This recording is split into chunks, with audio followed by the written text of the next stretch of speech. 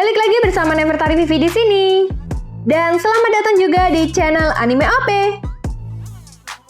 Portgas DS adalah salah satu karakter yang cukup banyak banget digemari oleh para fans One Piece. Karismanya ini loh, menurut aku keren banget. Apalagi waktu Ace bergabung dengan salah satu bajak laut terkuat yaitu Shirohige, di mana Ace ini terlihat tambah keren. Di kelompok bajak laut Shirohige pun, Ace menduduki divisi kedua, di mana meskipun pada awalnya Ace ini memiliki dendam kepada Shirohige, Ace pada akhirnya menjadi salah satu kru paling setia yang mengabdi pada Shirohige. Tentu dong, sebagai orang yang cukup penting dan menduduki posisi divisi kedua di kelompok bajak lautnya, Ace ini memiliki kemampuan yang hebat, di mana dia menggunakan kekuatan buah iblis Mera-Mera no Mi tipe Logia yang memungkinkan penggunanya untuk menciptakan dan mengontrol api sesuka hatinya. Oh iya, menurut aku yang menjadi ciri khas dari sosok Ace ini adalah dia selalu membawa topi seperti adik-adiknya yaitu Sabo dan Luffy. Di mana jika kita perhatikan terdapat sebuah detail atau seperti emblem pada topi milik Ace tersebut. Di mana gambar atau emblem tersebut bergambarkan dua gambar ekspresi wajah yang berbeda, yaitu sisi sebelah kiri terlihat ekspresi senang dan sisi satunya ekspresi wajah sedih. Menariknya, hal ini juga sempat menjadi misteri di kalangan para fans One Piece loh. Banyak yang berpendapat dan berspekulasi bahwa Oda sebagai sang kreator manga sebenarnya sudah memberi petunjuk soal kematian Ace yang digambarkan pada topi tersebut. Yang menariknya, pada saat kematian Ace di Marineford, ekspresi wajahnya menunjukkan kemiripan dengan dua lambang wajah yang ada di topi Ace tersebut. Selain itu, ada juga yang berpendapat bahwa ekspresi wajah pada topi Ace tersebut juga akan menggambarkan tentang nasib Sabo, di mana pada color split terbaru, lebih tepatnya pada manga One Piece chapter 1025, terdapat sosok Ace dan Sabo yang saling berdekatan, di mana Sabo berada di sebelah kiri dan Ace berada di sebelah kanan. Menariknya jika kita perhatikan, memang sih gambar dua ekspresi wajah yang ada di topi Ace itu pun terlihat sangat jelas sekali. Selain itu, kekuatan api dari buah iblis Mera-Mera no Mi pun saling menyatu dari gambar karakter Kurohige, Ace dan Sabo.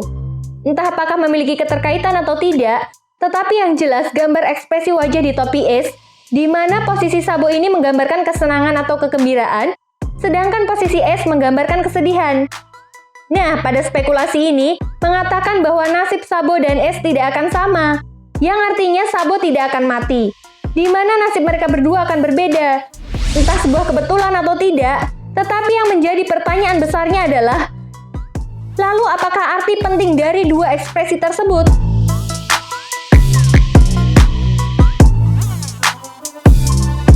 Nah, dari hal tersebut, Oda pun akhirnya memberikan sebuah penjelasan mengenai dua lambang wajah tersebut.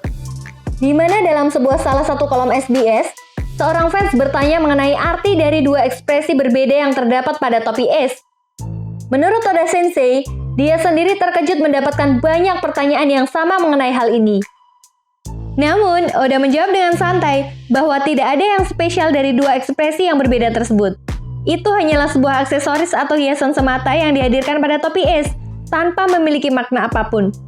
Meskipun begitu, Oda sendiri menyebutkan bahwa saat Ace pertama kali muncul, dia sempat berpikir akan seperti apa karakter Ace ini ke depannya.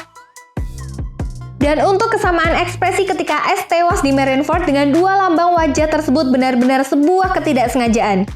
Menurut Oda, akan sangat relevan jika dia menggambarkan dua ekspresi wajah yang berbeda dalam dua panel yang bersebelahan.